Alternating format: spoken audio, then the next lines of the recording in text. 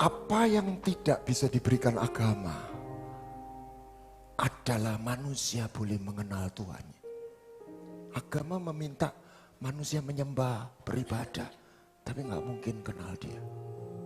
Yesus datang, bukan kita belajar tentang Tuhan, because God is not object. The true devotion is not about learning God, but to know God, be known by God, mengenal dan dikenal. String. Kekristenan tidak dimulai dengan apa yang bisa saya lakukan dengan Tuhan, untuk Tuhan. Anda terkejut. Kekristenan dimulai perjalanan iman dari sebuah pengalaman bagaimana Tuhan mencintai kita. Bukan bagaimana kita mencintai Tuhan. Sebab tidak ada manusia tiba-tiba mencintai Tuhan. Percayalah. Dan Alkitab mengatakan bukan kita yang mengasihi Dia.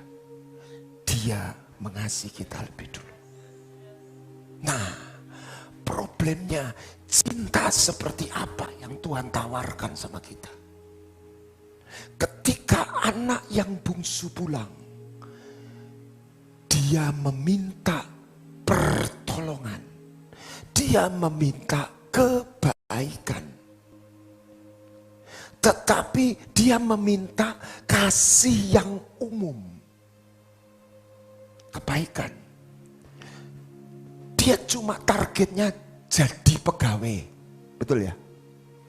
Yang dia terima sebuah cinta yang personal. Apa yang membuat kita bisa radikal?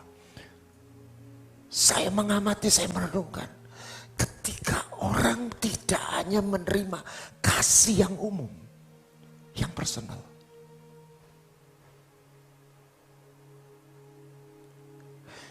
Anak bungsu meminta pengampunan. Dia terima perjanjian. Sebagian orang memprofilkan kasih Tuhan itu besar tapi umum. Saya dan istri pernah diundang seorang keluarga kaya raya. Mantu anaknya menikah di Bali. Bayangkan, saya tamu diinapkan di hotel mulia. Itu hotel paling mahal. Saya belum pernah hadir di pesta pernikahan yang segemerlapan seperti itu. 2 seri duduk seperti raja-raja gitu, lalu buffet, ronde kedua. Waktu duduk menu pertama, saya bilang, kepiting Alaska, bayangkan di Sidoarjo ada aja, pakai Alaska, lah itu namanya orang kaya. We are blessed. Tetapi kita pulang, hidup kita nggak berubah. Karena kita menerima kebaikan yang umum.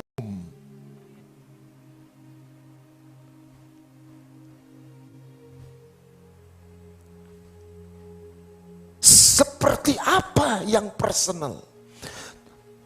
Ini yang disebut love in covenant.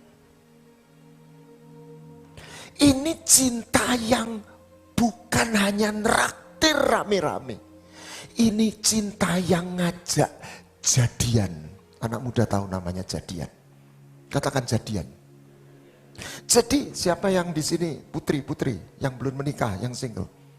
Angkat tangan. Ya. Kalau kalian masih diajak, diundang, ditraktir rame-rame sama seorang pemuda yang baik hati, satu kantor, satu kelas, kamu jawab apa? Siapa takut, betul ya? Iya toh?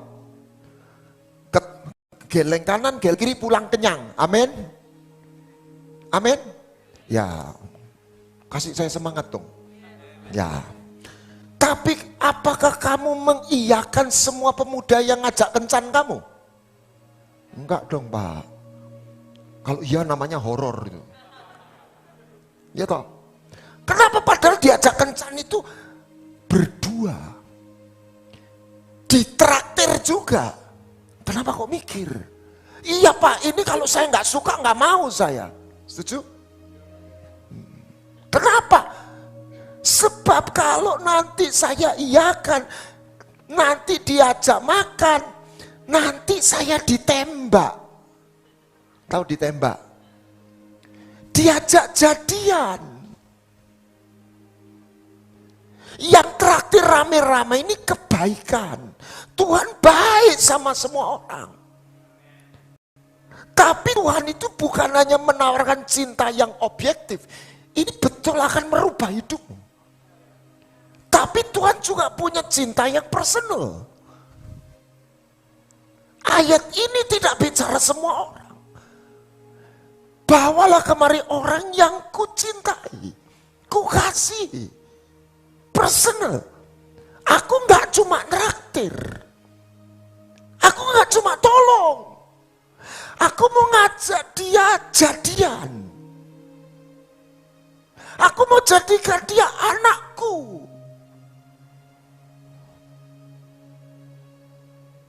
Nah, ketika si gadis bilang ya, maka sejak hari itu si gadis ini hidupnya nggak sama. Katakan amin. Apa fenomenanya? Sejak hari itu tiap pagi, bukan soal ada masalah atau tidak, WA-nya masuk, WA message-nya. Hai sayang, selamat pagi, kamu lagi apa? Amin. Yang punya pengalaman katakan amin. Dan kalau si gadis ini satu pagi, dia bangun pagi, badannya demam, nggak bisa jalan, dia cukup SMS, WA, lalu atau telepon, Kak, aku sakit, nggak bisa bangun. Pacarnya datang nggak? Datang. Kenapa? Jadian, katakan jadian. Ini bukan cinta umum. Ini cinta yang personal. Ini cinta yang kepingin ketemu.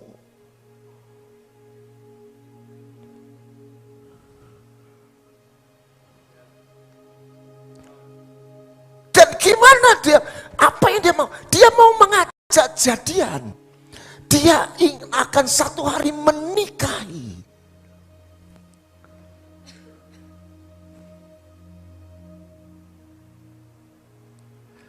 Dan ketika menikah, mereka mengenal. Tudungnya dibuka. Tirainya terbuka. I can see you. I can see you. Kenapa? Covenant. Covenant. Apa yang tidak? Nah, ketika Yonatan ketemu Daud, Daud tidak pernah berjasa sama Yonatan, amin. Tetapi dikatakan berpadulah jiwa Yonatan. Yonatan bukan cuma suka, Yonatan sayang sama Daud. Bukan karena Daud berjasa. Kok bisa begitu? Ya itulah. Apa yang dilakukan Yonatan? Dia bukan bilang, oh aku suka, tak kasih hadiah, tak kasih berkat. Gak berhenti di situ, bukan lebih dari itu. Apa yang dia katakan? Dia mengasihi seperti jiwanya sendiri. Apa ekspresinya? Perhatikan. Yonatan mengikat perjanjian.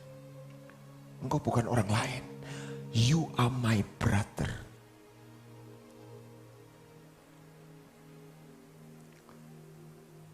Ketika si Iem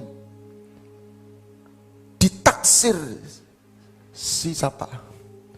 Rudi. Mohon maaf yang namanya Rudi. Rudi jatuh cinta sama Iem. Iem pegawai sederhana, Rudi konglomerat. Tapi Rudi jatuh cinta sama Iem. Akhirnya menikah. Maka sejak hari itu Iem namanya jadi Geman, Bu Rudi. Identitas. Dulu permisi, kalau datang ke bank capek antri. Sekarang semua pegawai bank, halo Bu Rudi, apa kabar? Pasang senyum lebar. Bukan karena Iemnya, karena suaminya bos besar. Itu namanya keajaiban dari perjanjian. Bukan sulap, bukan sihir. Iem mau kerja 36 jam sehari, dia nggak bisa. Seperti dia menikah dan dinikahi Bu Rudi. Amin. Pengampunan dengan perjanjian. Dua hal yang berbeda. Sekalipun itu dua anugerah yang dari Tuhan. Bapak itu terima anaknya bukan berhenti kasihan karena dia terlunta-lunta. Tetapi dia memberikan jubah yang baru. Kami ada pelayanan memberikan beasiswa kepada anak-anak yang kurang mampu. Itu namanya compassion, kebaikan. Itu baik. Bukan uang saya, uang bersama pelayanan. Tapi saya punya anak yang juga saya biayai sekolahnya. Tapi ini lahir dari kasih yang berbeda. Yang ini compassion. Yang ini lebih dari itu. Ini baru bapak dunia, jasmani. Ketika saya ketemu anak saya yang kecil, saya berkata begini, son, I love you so much. I'm not perfect. I'm limited. But I promise, I will do whatever I can do for you. Because I love you so much. This is a personal love. Anda jangan pikir yang ditawarkan Yesus cuma kasih yang besar. Besar and personal. Hidupmu tidak akan sama lagi ketika engkau yang ditawarkan sama engkau itu bukan hanya kebaikan. Personal. Siapa namamu? Hans. Dia nggak panggil kita bersama-sama saja. Ya dia punya bersama-sama ya.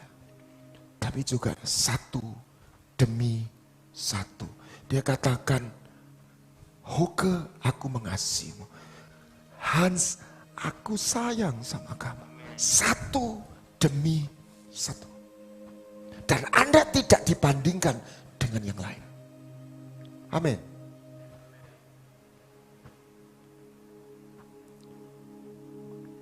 Bukan sekedar kasihan. Tapi gairah cinta. It's not just compassion. It's a passion. My son. Apa yang gak ada di agama? Covenant. Ismail diberkati. Perjanjianku sama Ishak. Esther gondek itu dapat blessing. Tapi Esther dapat covenant. Amin. Ini seperti pria dan wanita gadisnya. Seperti bapak sama anaknya. Dan ketika seorang gadis jadian, anak Jakarta punya istilah yang sangat alkitabiah. Apa? Lu ngapain sama dia? Jadian. Gua lagi jalan sama dia. Betul ya? Gua lagi jalan. Walk together. Kenapa? Jadian. Tuhan mengasihi semua anak Tuhan. Tapi tidak semua anak Tuhan jadian. Tapi Tuhan tetap mengasihi. Lalu hubungannya apa? TTM, teman tapi mesra. Ketemunya kapan? Waktu KKR. Di rumah nggak ada. Tapi kalau orang jadian, seorang gadis jadian, dia telepon, dia WA, pacarnya menjawab. Setuju? Itu namanya urapan karunia, urapan kefefet. Tahu, kepepet. Itulah Mazmur 91 ayat 15 dan seterusnya. Apabila aku berseru, engkau menjawab. Dia ada. Dia hadir. Saya jauh dari sempurna, tapi saya jadian.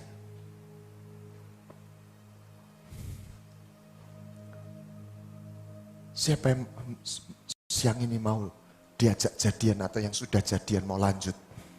Angkat tangan. Ya. Saya jauh dari sempurna, tapi saya jadian sama Tuhan.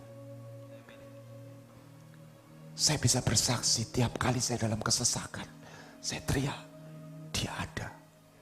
Dia ada. Aneh, tapi nyata. Aneh, tapi nyata.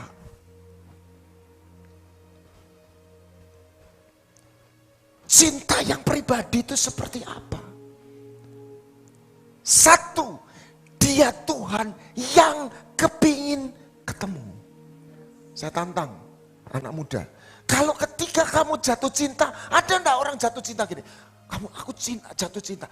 Ketemu yuk, mau, aku nggak mau ketemu. Ada? Nggak ada. Orang yang jatuh cinta jadi rajin masuk sekolah. Kalau jatuh cintanya di gereja, lebih rajin ibadah. Ketemu Tuhan, ketemu dia. Betul nggak? Nggak ada. Orang jatuh cinta nggak kepingin ketemu.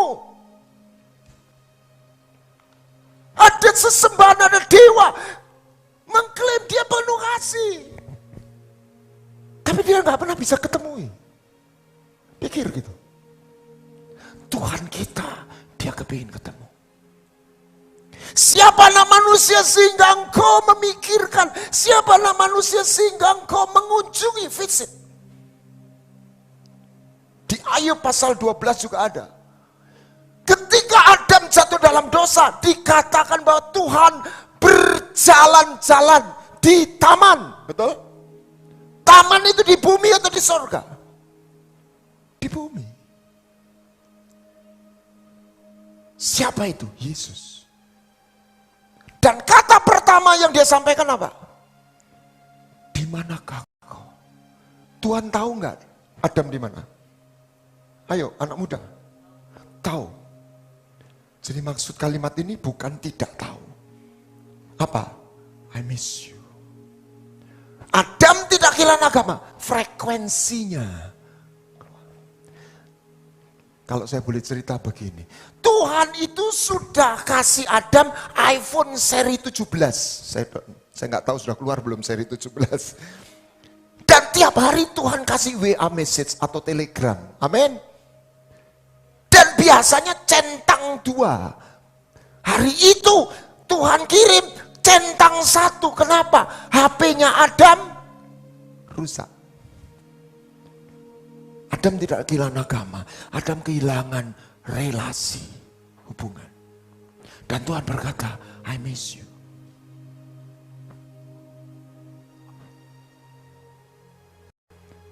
Ketika dia membawa orang Israel keluar dari Mesir, bukan hanya untuk bebas. Perhatikan. Tetapi ini hilang. Aku akan diam di tengah-tengah mereka. Mereka akan mengetahui bahwa akulah Tuhan Allah mereka yang membawa mereka keluar dari tanah Mesir. Baca sama-sama yang kuning. Supaya aku diam di tengah-tengah mereka. Ini Tuhan yang ingin menjumpai umatnya. Kenapa? Karena dia jatuh cinta. 39 tahun yang lalu ketika saya dijamah pertama kali. Saya tidak ketemu dewa, saya tidak ketemu agama. Saya ketemu Bapa. Yang saya rasakan saya tidak bisa membahasakan, tapi saya sehari ini bisa membahasakan. Saya tidak ketemu cinta yang umum. Saya ketemu cinta yang personal. Saya punya problem dengan ayah saya waktu itu. Saya marah dengan ayah saya. Bukan karena ayah saya jahat, tapi gap komunikasi. Dan waktu dia hadir pertama kali saya tidak tahu apa itu hadirat Tuhan. Yang saya rasakan semua kasih yang saya tidak pernah mengerti ini apa. Tapi saya rasakan begitu damai. Saya katakan, Tuhan gini aja, kalau engkau cinta sama aku juga mau. Jangan ambil cinta ini dalam hati saya. Tiba-tiba keluar dari perut saya itu seperti bubble, seperti gelembung. Saya nangis seperti anak kecil, saya teriak, Tuhan, Bapak, Papa. Saya nggak panggil Bapak, Papa. Saya panggil ayah saya itu Papa. Papa, Papa. Saya tutup mulut saya. Kok saya panggil dia Papa ya? Tapi hari ini saya mengerti. Malam itu saya jadi anak Bapa. Bukan ceritaan, bukan doktrin. Amin. Tuhan yang menjumpai. Orang gagal ngerti, Tuhan kok nangis. Tuhan nangis bukan lemah. Karena dia sayang. Anaknya itu gak mau dibawa pulang. Yerusalem, Yerusalem, betapa aku rindu untuk mengumpulkan kau.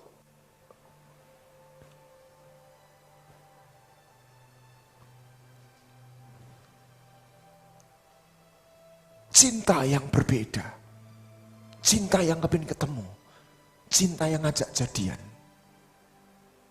cinta yang personal.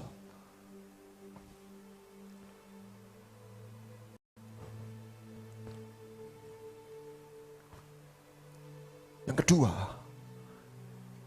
cinta yang memberikan miliknya yang berharga.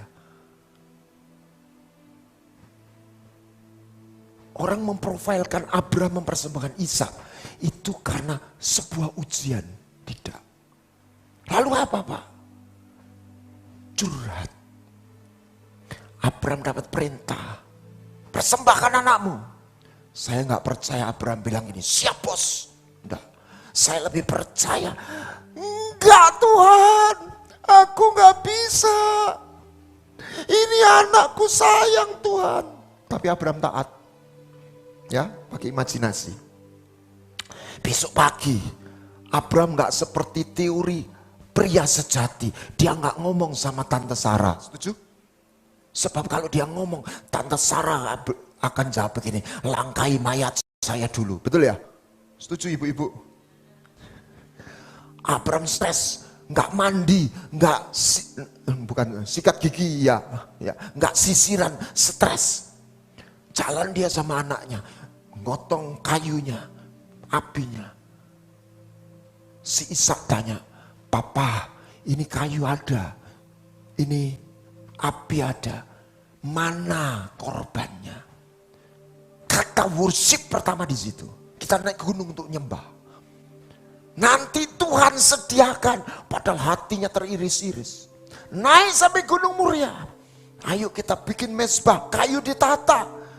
Sinyo Ishak tanya lagi, Papa, ini sudah siap, korbannya mana? Ini nggak ada di Alkitab, ini imajinasi saya ya. Tapi kira-kira nggak bertentangan dengan Alkitab. Saya membayangkan Abraham begini, Ishak, kenapa Bapak nangis? Iya, korbannya kamu. Anak muda, kalau kamu jadi Ishak gimana? Halo? Kalau saya jadi, Pak, ojo guyon, Pak. Loh betul lah. Kamu jangan terlalu rohani gitu loh. Ojo guyon, Pak. Kok aku? Saya baca di Alkitab, nggak ada itu komplain Ishak. Gila ini. Imajinasi saya jadi begini. Kedip-kedip. Loh kok saya, kok aku Pak? Ya nggak tahu Tuhan ngomong begitu. Kalau memang Tuhan yang mau, Nyo bersedia. Bayangin. Betul ya? Halo? Abram tambah nangis, aduhnya, kui kok nurut yo, tak beleh kok nurut. Saya sembelih turun urut. Diikat, dicium pipi, cipika. Dibaringkan, gemeter ini. Tuhan, aku persembahkan anakku. Detik terakhir, cukup. Betul? Jangan kau apa-apakan anak itu. Terus Tuhan, lepasin. Aduh Tuhan terima kasih. Wah, langsung, oh cepikit sampai, aduh terima kasih. Tuhan ngomong sama Abram, Bram, aduh terima kasih Tuhan, terima kasih. Abramnya sudah, Bram, aduh terima kasih, Bram. Gitu, ya kira-kira. Ya Tuhan, aku mau bicara sama kamu. Ya Tuhan, kamu kan sahabatku. Ya Tuhan, aku pengen curhat sama kamu. Apa Tuhan? Itu bukan kamu Bram, itu aku. Aku pengen kau ngerasakan sakitnya seorang ayah menyembelih anak. Itu aku.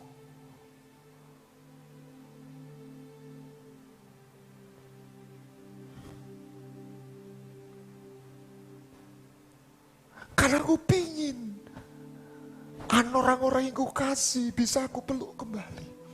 Aku rela memberikan anakku, putraku. Malaikat dosa, bukan hanya manusia, betul? Saya tanya, malaikat ditebus enggak? Ditebus enggak? Tidak. Karena Tuhan mengasihi malaikat, tapi Tuhan enggak pernah jatuh cinta sama malaikat. Ini istilah saya. Manusia yang dikasih jatuh dalam dosa, dia tebus. Karena nilai malaikat belum senilai putranya.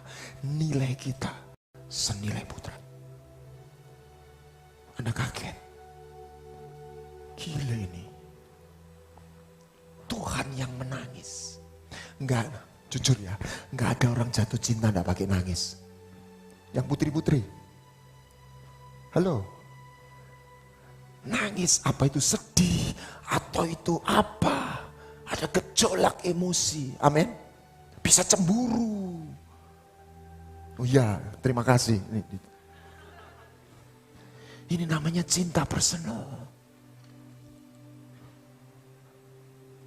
Roh Kudus tolong singkapkan supaya kita bisa nangkep hatinya Tuhan. Enggak ada Tuhan seperti Dia. Kalau engkau punya sepeda butut, dicuri, lalu pencurinya tahu WA-mu, kirim WA. Kalau mau kembali sepedamu, siapkan uang 100 juta. Kira-kira kita jawab apa? Ambil tuh. Sebab nilai sepeda tidak 100 juta. Setuju? Engkau gak akan nebus satu benda seseorang yang nilainya lebih tinggi dari nilai di dalam dirimu. Malaikat kenapa ada ditebus? Karena belum senilai putranya. Abram ini bukan cerita ketaatan buat saya. Ini cerita curhat seorang Bapak Tuhan sendiri kepada sahabatnya. Aku sakit Bram, tapi aku rela.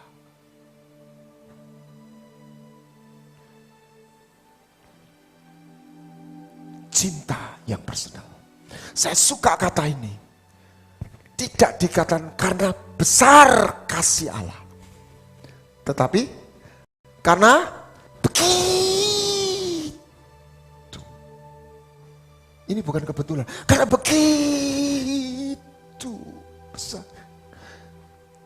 Dan bukan cuma besar yang umum. Personal. Dia panggil namamu. Satu demi satu. Amin.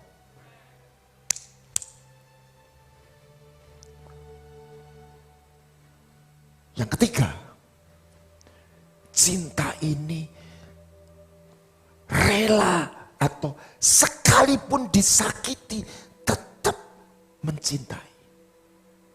Kalau saya baca bangsa Israel, saya bilang Edan, itu bangsa kurang ajar. Saya tanya, siapa yang membunuh Yesus? Saya yang membunuh Yesus. Bukan Pilatus. Siapa yang membunuh? Ahli Taurat. Siapa ahli Taurat? Orang Yahudi. Tercerai pada tahun 70. 1948. Apa yang terjadi? Israel lahir. Apa artinya? Tuhan belum pernah membuang bangsa ini. Sekalipun anaknya dibunuh. Permisi, ini cinta edan. Saya bilang edan ya. Tuhan tidak marah kok. Baca kitab Hosea. Ada nabi muda, masih single nih. Tuhan datang. Hosea, ya Tuhan, aku mau kamu menikah. Siap Tuhan. Ya, langsung ya. Menikah sama siapa? Cari pelacur. Aduh Tuhan, nikah ya nikah, jangan sama pelacur. Setuju kan? Sama gadis baik-baik tuh. Hosea, engkau kan nabiku. Itu aku. Aku menikahi bangsa yang suka bersundal. Siapa? Israel. Baik-baik Tuhan. Cari. Gomer ketemu. Maka Gomer jadi tante Hosea. Betul? Punya anak satu, loh Ami, loh apa. Punya 3. Satu hari tante Hosea yang jadi ibu pendeta ini, gitu. Pendeta Hosea. Mohon maaf yang namanya sama, minta maaf. Berkaca, wah aku cantik loh, cakep, rugi aku jadi istri pendeta. Melacur lagi, bayangin. Ini bener ini. Hosea ngamuk. Pergi sana. Dia sendirian di rumah. Gomer sudah melacur lagi, minggat dari rumah. Tuhan datang. Hosea, ya Tuhan. Lagi apa? Bete. Kenapa? Bojoku minggat. Ya tahu. Ya kan? Hosea pergi cari dia. Enggak Tuhan. Itu perempuan kurang ajar. Setuju? Setuju? Ya. Kalau saya yang ngomong begitu, kurang ajar. Suruh pergi. Tuhan ngomong apa? Hosea, cari, bawa dia pulang. Enggak Tuhan. Hosea, itu aku. Bangsa itu bersundal, lari daripadaku. Tak cari, tak bawa pulang. Saya baca nih, edan. Diskresi men. Diskresi.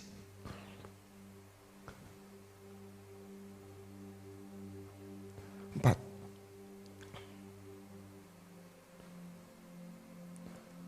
I exalt thee.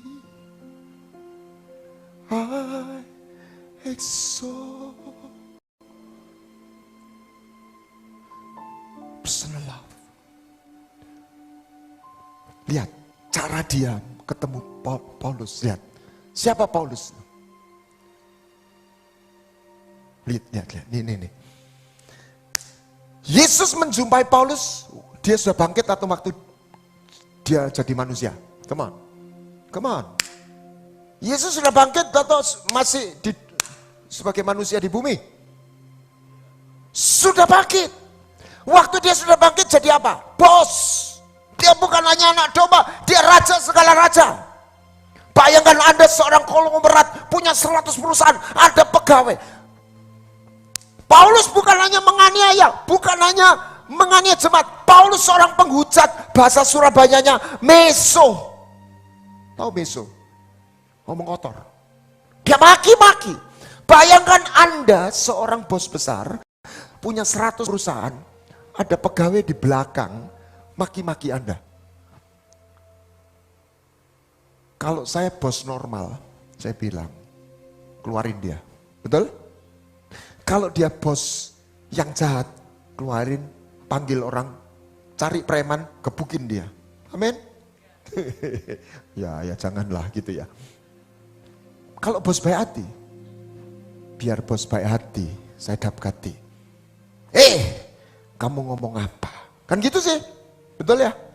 Langsung, aduh Pak, ampun. Baik, ini bos baik hati nih.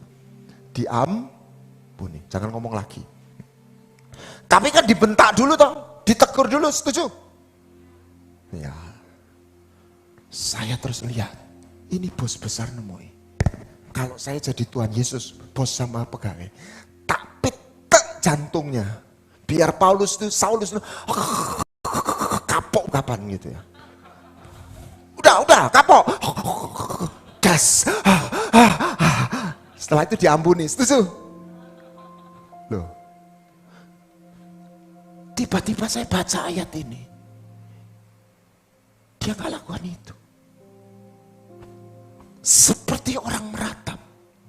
Saulus, Saulus, kenapa engkau benci sama aku? Ini yang membuat Paulus radikal. Dia gak ketemu agama. Dia gak ketemu doktrin. Jadi Yesus tidak menemui Paulus sebagai bos. Betul? Sebagai apa? Bapak yang anaknya hilang. Anak itu gak tahu siapa bapaknya. Bapak itu tahu dia anaknya. Dan bapak itu berkata, kenapa nak kau benci sama papa? Aku sayang sama kamu. Paulus tidak melihat mata yang murka. Paulus melihat mata yang sedih. Kenapa engkau menganiaya aku? Siapa engkau Tuhan? Aku Tuhan Yesus. Aku gembalamu, aku Tuhanmu.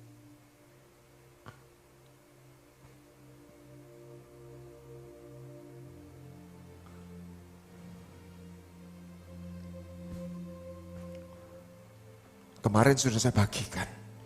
Dia memberi identitas. Bukan hanya mengampuni. Dia memberi jubah yang baru.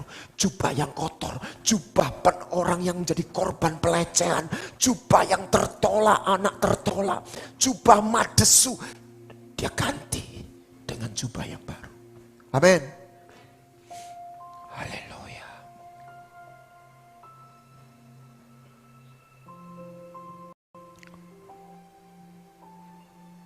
Bapa yang memberi jubah.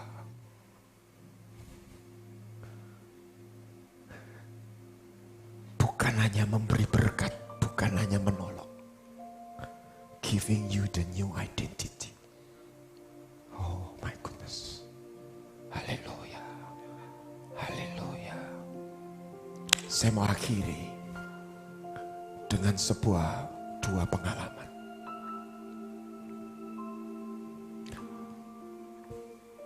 Yang pertama, tahun 98 saya mengalami sebuah krisis. Dan saya masih ingat jam 3 pagi saya bangun. Saya berlutut di tempat tidur. Istri saya tidur. Saya bilang, Tuhan saya tidak kuat. Aku tidak kuat Tuhan. Tolong aku. Apa yang saya lihat? Saya bukan melihat, tetapi malam itu saya melihat. Saya tidak tidur, saya melihat dalam vision. Tuhan duduk berdiri dan dia turun di depan saya. Dia tidak berkhotbah. Saya tahu apa yang dialami Paulus itu.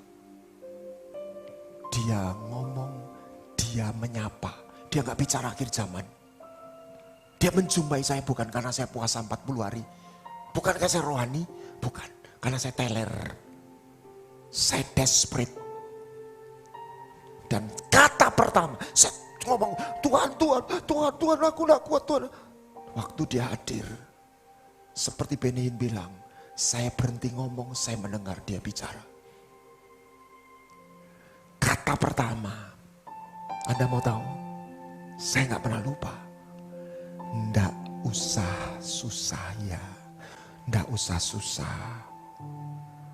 Aku tahu susahmu, nggak usah susah ya.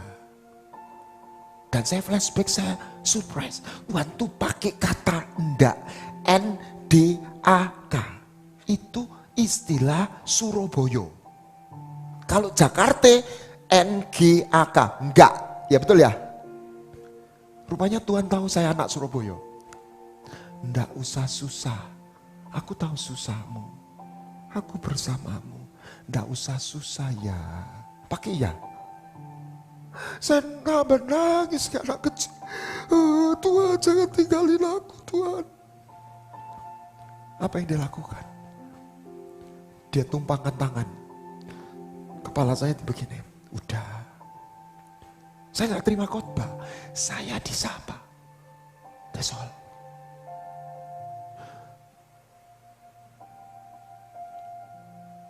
Terus saya melirik.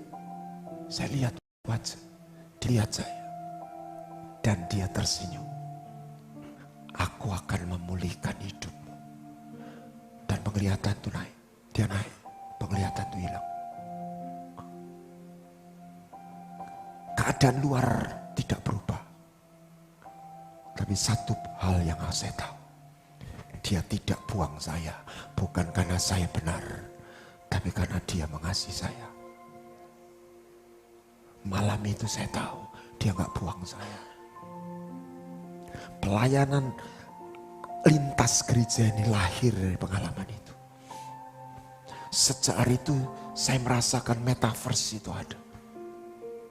Dia bukan sekedar sebuah cerita, dia ada.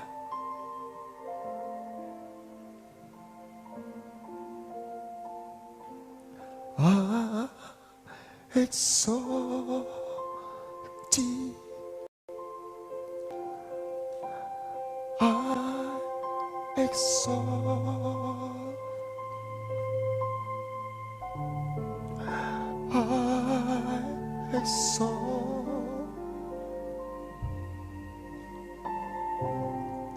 Oh Lord.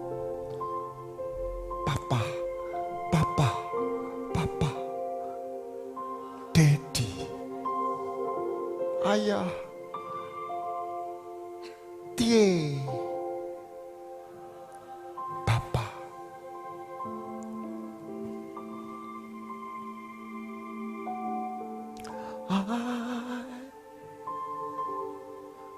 Holy Spirit, buka mata kami. Oh Lord. Saya mau cerita satu lagi sebelum kita akhiri. Personal love. Bukan hanya besar. Personal. Anda gak dibandingkan dengan orang lain. Amin. Saya ketemu Pak Jason. Tahu Jason?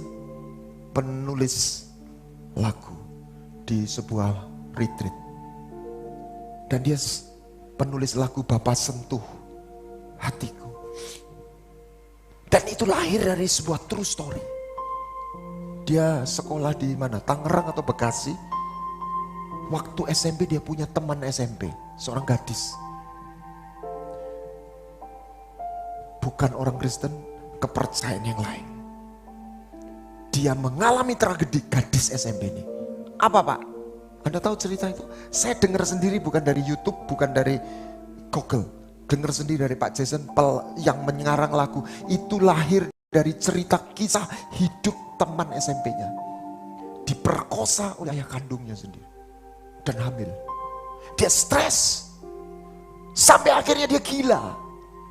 Apa yang dilakukan oleh kedua orang tuanya ketika dia gila? Tidak dibawa ke psikolog, psikiater, rumah sakit jiwa. Dipasung. Anda tahu dipasung? Dirantai di satu tempat. Dipasung. Dan selama dipasung, tidak ada satu anggota keluarga mengunjungi dia. Ayahnya enggak yang memperkosa. Ibunya juga enggak. Saudaranya juga enggak. Yang adalah orang suruhan yang membawa nasi atau makanan dan minuman. Jadi dia makan, minum, tidur di tempat ini. Sudah tahu berapa lama? Tahu? 12 tahun. Saya nggak tahu orang ini jadi kayak apa. Saya nggak tahu dia mandi nggak. Tapi kalau mandi mungkin juga sebulan sekali. Saya nggak tahu siapa yang mandiin. Mestinya dia mati. Bakterinya kayak apa itu? Tapi dia hidup. Saya pikir dia karena kebencian yang disimpan. Aku nggak mau mati dulu. Karena aku punya tujuan. Aku mau bunuh bapak. Satu hari rantai ini lepas. Berkarat berarti kotor. Dia jalan ke rumahnya dengan satu tujuan. Dia mau bunuh ayah kandungnya yang sudah merusak hidupnya. Anda bisa bayangkan orang ini KTP gak punya, nothing, gak ada harganya di mata masyarakat. Ini udah gila nih. Waktu dia melangkah, ada satu sosok di depan dia. Mata rohaninya dibukakan. Bukankah engkau Tuhannya orang Kristen? Siapa dia? Yesus. Yesus tidak berkhotbah. Seperti yang saya alami. Seperti yang Saulus alami. Yesus berkata begini. Aku mengasihimu nak. Ampuni ayahmu. Dia dengar itu. Wah, kami saya itu orang biadab. Dia sudah merusak hidupku. Kira-kira begitu. Yesus enggak berbantah. Yesus mendekat. Dia enggak berbantah, dia enggak khotbah. Jangan begitu, ini perintah Tuhan. No. Yesus melangkah. Apa yang dilakukan Tuhan? Dia peluk anak itu. Dan Tuhan berkata, aku mengasihimu nak. Kali ini dia tidak hanya mendengar suara, dia menerima sebuah aliran energi kehidupan, energi damai sejahtera yang menekan dan menggelontor semua stres kegilaannya. Lepas dia sembuh. Amin. Ampuni ayahmu. Dia sembuh. Dia lanjutkan berjalan ke rumah. Dia mandi, keramas, sikat gigi, ganti pakaian. Datangi ayahnya stroke, kualat kali ya. Dia minta maafun dan dia mengampuni. Orang ini ada di Bali bersama anak hasil perkosaannya. Pak Jason tidak menunjukkan ya memang untuk apa. Identitasnya dirahasiakan, tapi dia ada benar. Bapa, sentuh hatiku, ubah hidupku menjadi yang bagai emas yang murni. Kau membentuk bejana hatiku. Bapa, ajarku mengerti sebuah kasih yang selalu bagai air mengalir yang tiada betapa ku mencintai segala yang terjadi apa? Perkosaan. Saya bisa membahasakan satu kalimat seluruh lagu ini. Ini bukan lagunya Jason, ini lagu ekspresi deklarasi si anak ini kepada dunia. Apa yang dia mau katakan? Tuhan itu baik. Saya waktu dengar cerita itu, pikiran saya nakal gini. Saya ngomong gini, Tuhan, engkau kok tahan sama baunya ya? Halo? 12 tahun gak mandi, gak sikatan. Baunya kayak apa? Orang kayak begitu, Tuhan bilang, aku mengasihi dari belum. Saya merasakan waktu Jason itu cerita, saya tahu itu tidak bohong. Sebab dalam versi yang lain, waktu saya krisis, saya mengalami. Tuhan itu menyapa. Bukan cinta yang umum. No. Aku mengasihimu nak. Ampuni ayah. Siang ini, siapa yang mau menerima kasih yang personal itu? Bukan agama yang kau ikuti. Saya tidak sedang mengikuti agama Kristen. Saya sedang mengikut satu pribadi yang menyayangi saya. Waktu saya gembel secara rohani, waktu saya kusta, waktu saya najis.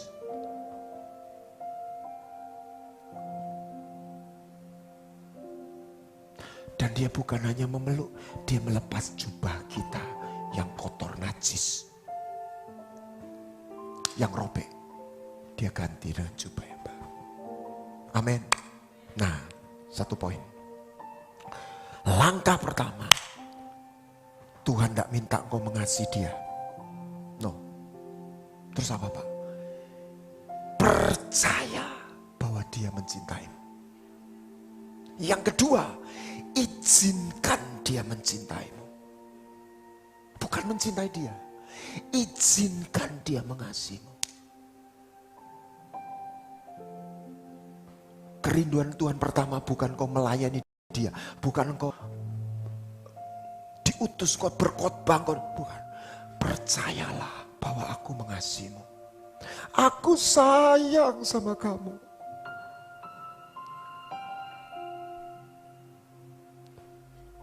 Apa yang saya rindukan? Anak saya ngomong sama saya. Saya sekolahkan dia, begitu mahal. Dan itu beyond my ability sebagai manusia. Tapi Tuhan cukupkan. Apakah saya mimpi? Bayar? Tidak. Kembalikan uang? Tidak. Saya cuma minta, percayalah, Papa menyayangi kamu. Amin. Dan dia menerima cintaku. Kalau seorang pemuda dia ngajak kencan, apakah minta traktirannya dibayar? Tidak. Dia hanya minta, apakah kau mau menerima cintaku kepadamu? Amin. Amin. Apa yang bisa kita berikan pada Tuhan? Hadiah. Ketika kita mengizinkan dia mengasihi kita. Siang ini izinkan dia mengasihi kita. Jangan berusaha mencintai dia. No. Izinkan dia mengasihimu. Izinkan dia memelukmu. Izinkan dia melepas jubahmu yang kotor. Izinkan dia membuang traumamu.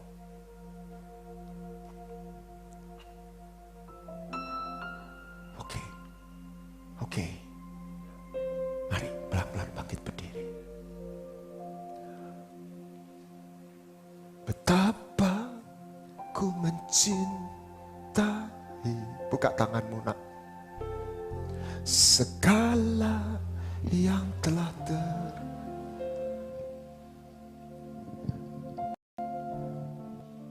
tak pernah sendiri. Dia gak cari orang sehat. Dia cari orang yang hatinya miskin.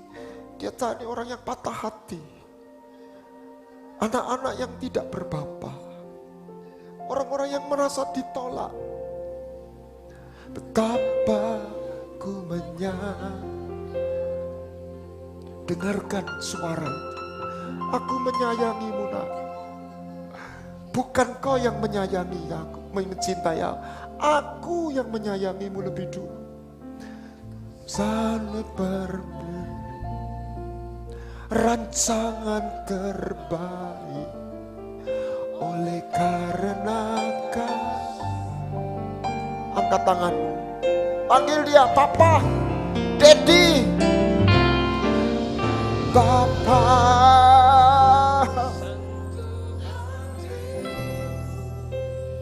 Papa, aku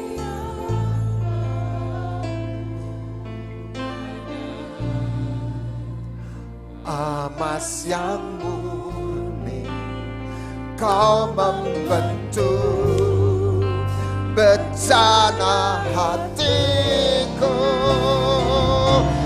Bapa, ajarku mengerti.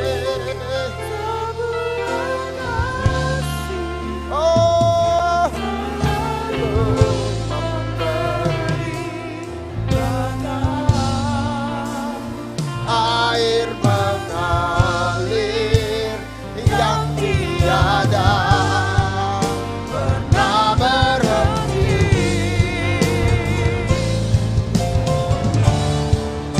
Oh,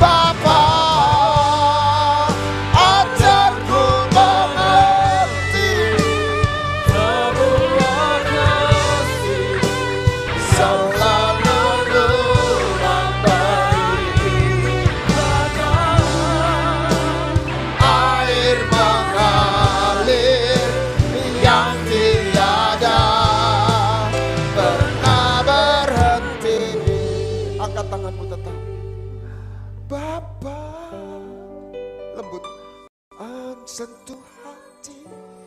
Siang ini siapa yang mau dipeluk oleh Bapa, yang mau diganti jubahnya yang robek, yang berkata, tuh Bapa ya aku anakmu ya, jadikan anakmu.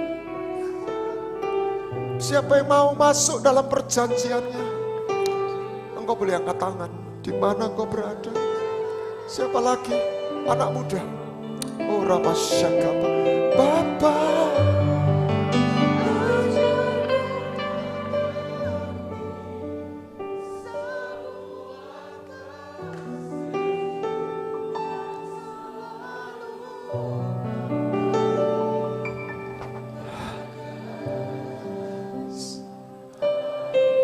Siapa yang merasa jubahnya robek atau enggak punya jubah,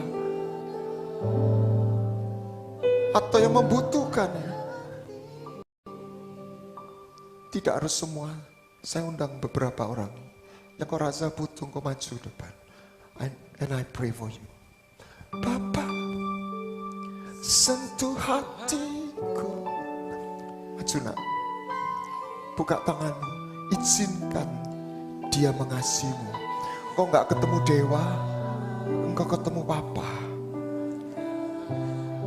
Engkau ketemu siapa lagi nak?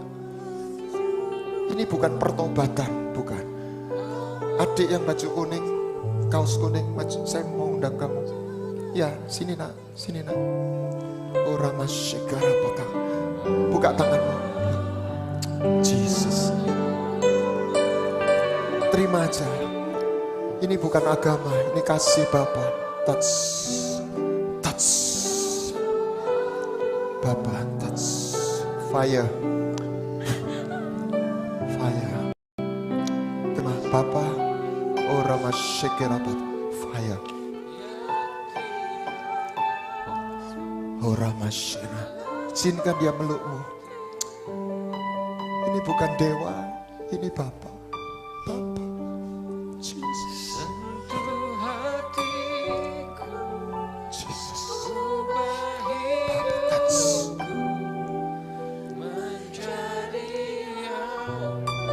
Saya tahu kau gak pernah dipeluk oleh ayahmu.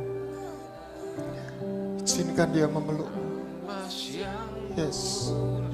Bapa, lepaskan hadiratmu. Touch.